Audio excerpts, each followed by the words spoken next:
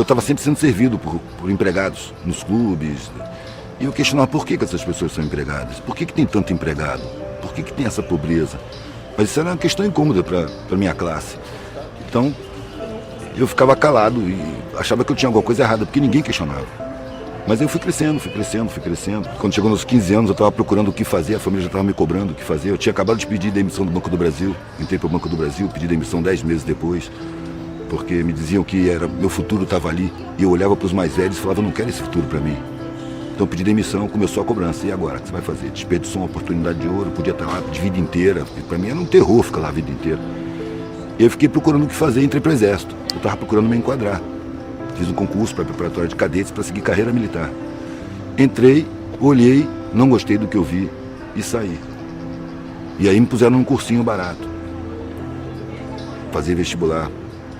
Aí que eu comecei a ver o pessoal que tinha saído do ensino, tinha vindo do ensino público, e eu comecei a perceber que eles eram sacaneados, eles não sabiam nada.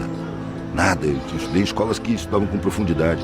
E acabei entrando na faculdade, inclusive por conta da família, porque eu não via nenhum curso para fazer. Eu fui por eliminação. Peguei todos os currículos e fui eliminando. Não quero mais ver física, não quero mais ver biologia, não quero mais ver química, não quero mais ver matemática. E aí sobrou 2 cursos, arte e direito. A arte para minha família era um terror, não era sério. Aí eu entrei para direito. Na verdade eu entrei no meio acadêmico, eu não queria ser advogado.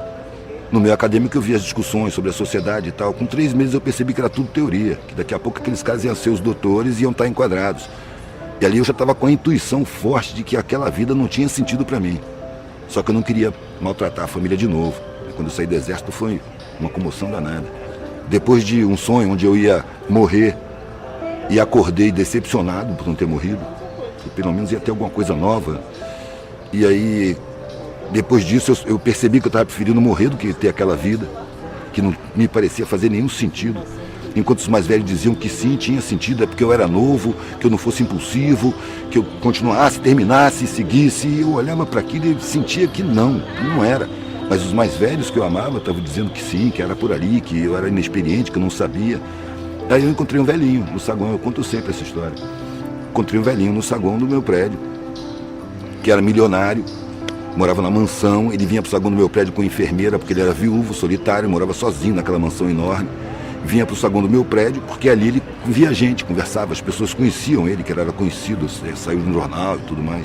Como milionário, um empresário bem sucedido de importação e exportação lá no Espírito Santo.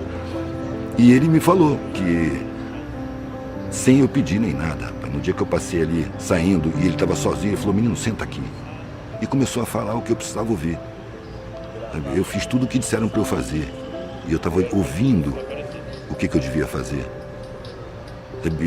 E a sensação que eu tenho é que mentiram para mim lá no começo da minha vida. E eu corri atrás dessa mentira a vida inteira. Ele estava relatando, com a vivência dele, o que eu estava intuindo. As pessoas me veem como um milionário, bem-sucedido, um empresário de sucesso, vitorioso, e eu por dentro me sinto um fracassado. Passei a vida inteira sem pensar na morte. Mas eu envelheci, estou com quase 90 anos. Estou tomando um monte de remédio, só posso sair de casa com a enfermeira. Então eu estou sentindo que a porta da morte está aqui na minha frente. Quando eu senti, claro, que a minha vida está acabando, eu olhei para a minha vida, ela tinha perdido completamente o sentido. Velho, esse foi o... Eu saí do lado dele, fui direto para a secretaria da universidade e pedi desligamento. Eu não quero mais ser doutor. Procurar um sentido para a vida. Eu não sabia o que eu ia fazer. Eu sabia o que eu não ia fazer.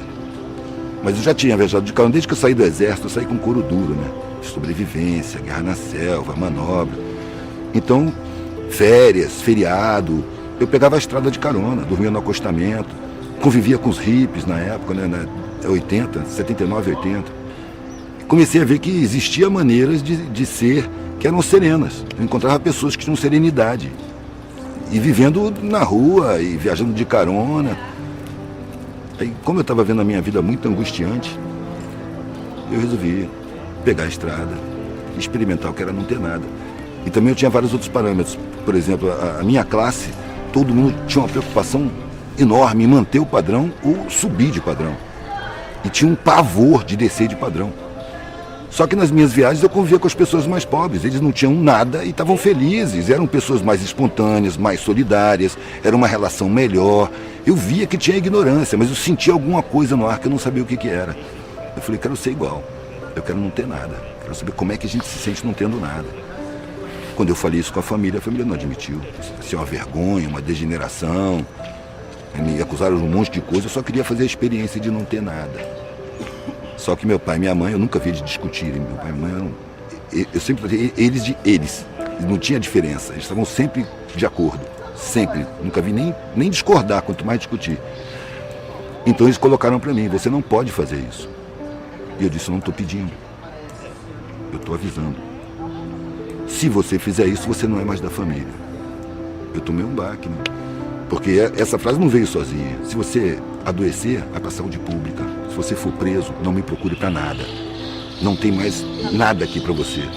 Se você pegar a sua mochila e sair dessa porta, você esquece que teve família.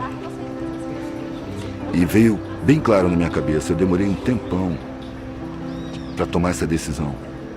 Agora eu tenho a obrigação moral de assumir as consequências. E foi isso que eu falei com meu pai. Eu não esperava ter essa consequência, um rompimento tão completo. Mas se isso acontecer, eu tenho que assumir. Eu acho que ele contava com a minha covardia. Mas eu estava apavorado com a vida sem sentido. O nego falava, você foi muito corajoso. Não, eu estava com medo. Medo de chegar na idade daquele coroa daquele jeito ali. Inclusive foi isso que eu pensei na hora. Antes, não falei para ele. Mas eu pensei comigo, isso não vai acontecer comigo. Eu morro antes, mas não chego na idade desse cara dessa maneira. Vou procurar um sentido para a vida. Ou eu vou achar um sentido, ou eu vou morrer procurando. A gente tem graus de liberdade. Mas eu acho que liberdade, no sentido pleno da palavra, é você existir sem necessidade nenhuma. Enquanto você tiver alguma necessidade, você está preso a essa necessidade.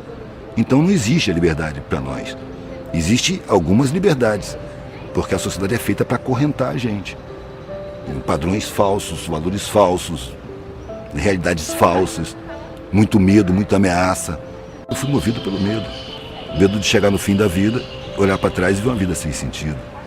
Eu, como sou artista plástico, eu comparo a vida com um quadro. Desde que você nasce, você pincela o quadro.